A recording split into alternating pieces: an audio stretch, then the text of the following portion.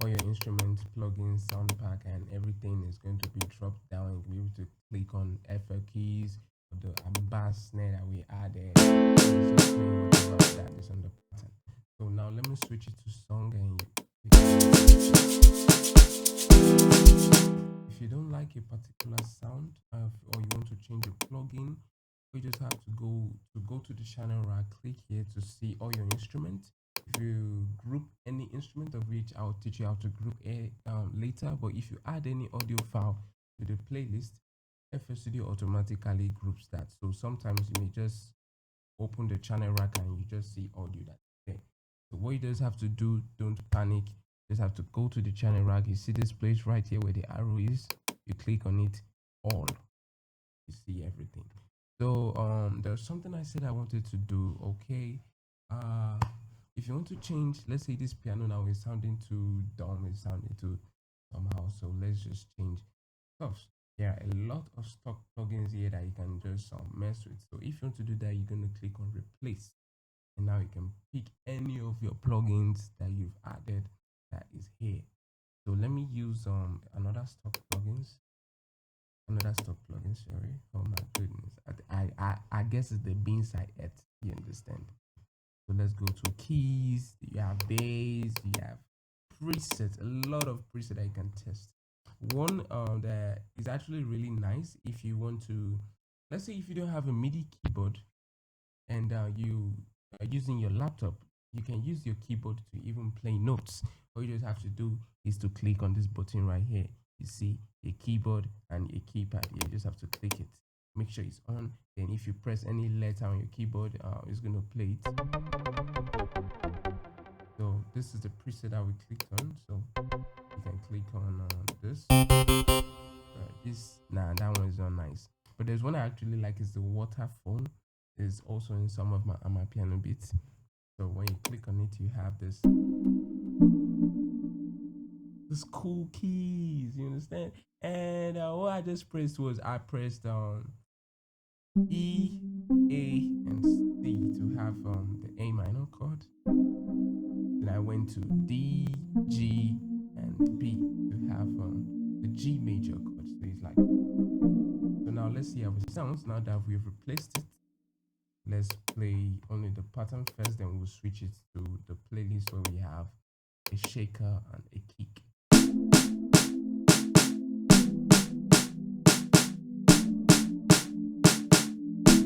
And this snare is sounding somehow, so let me change it to something really nice. You understand? I have a drum kit here that I normally like using. I'm go to rims. Rims is kind of like the snare, but I don't know if you've seen when in church when like it's this worship or station and like the person is just slamming the drumstick on the side of the snare and it makes this kind of sound. Yeah, those are rings. Those are what we call rims. So there's one nice one that is here, which is this one I have here. I can just drag it on top of this amber snare that sounds like trash and just play it. Okay.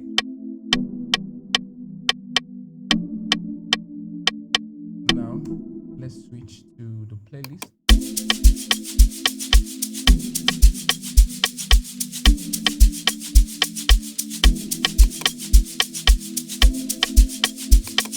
You can be adding this new amapiano vibe that you'll be hearing some kind of like, so at it will just be repeating like da da. I don't know if you get what I'm saying. Like let me play it and sing it with my mouth. Da da da da. You get, so let me do that. All I just need to do most times is always on the A note, you understand? But since I'm not actually playing on let's just go to the A note, you understand, to get the stuff. So that one comes like after a kick, you understand? So we need to just put it after a kick. It comes after a kick. You understand? This is where the kick is on every 4-bar loop, you understand, or 4-beat loop, you understand? So we want it after the kick. So it's just going to be aligned, you understand? And if your stuff is not actually moving to grid like this, All you just have to do is come to here. It's kind of like a magnet, so that you will not be having some that is off the grid. Like here, everything snaps to the grid that is here. You just have to go click on line. If you don't want any grid, you click on none. On none, you can just any place, anywhere on the keyboard, you can just put it. But if you have it online, every note that you are putting on the piano roll is going to be to grid. So let's go and add this guy. You can change the length of the note if you want, by just going over to the sides and just, you understand, it's just basic here.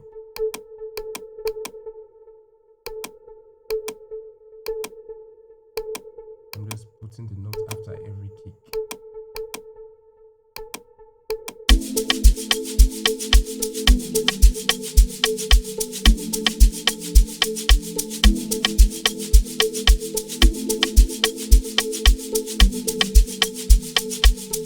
Then you can just get creative and let it be like dun dun dun, like kind of this area.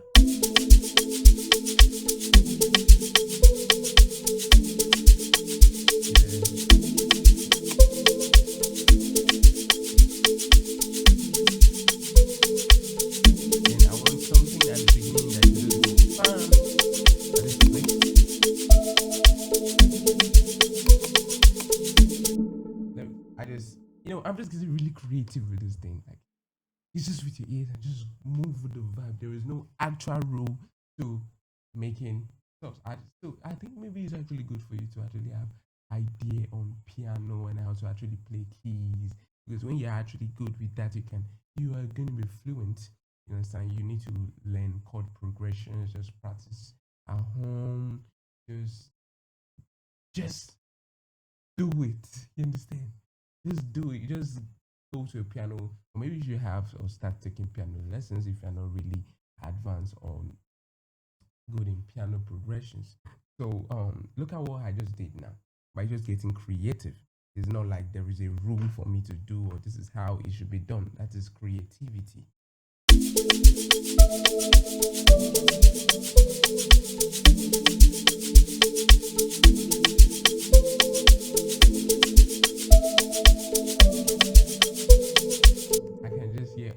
Singing on this right now.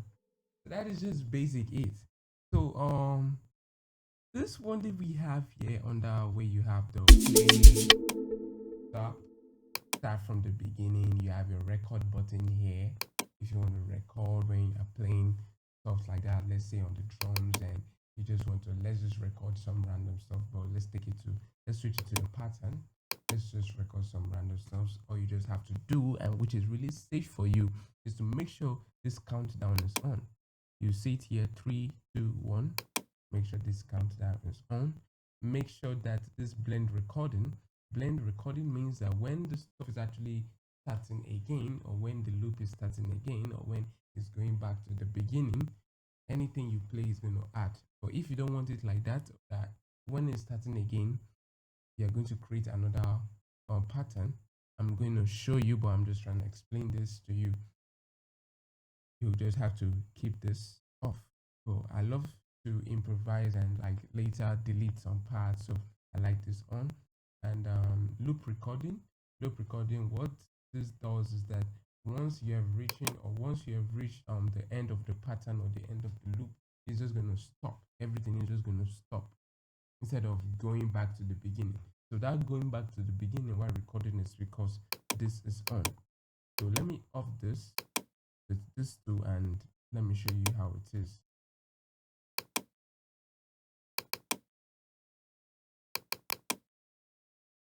Okay, so let's keep our metronome on so that we'll be on track, so that we're not just gonna be creating something that is not according to the grid or so.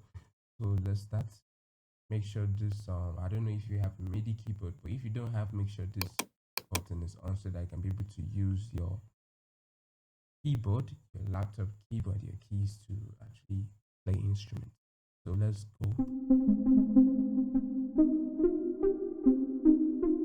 This is A, C, D, E. I'm just trying to play. I'm not trying to make any chord or something. I'm just playing any random thing. So to start recording, you click on this.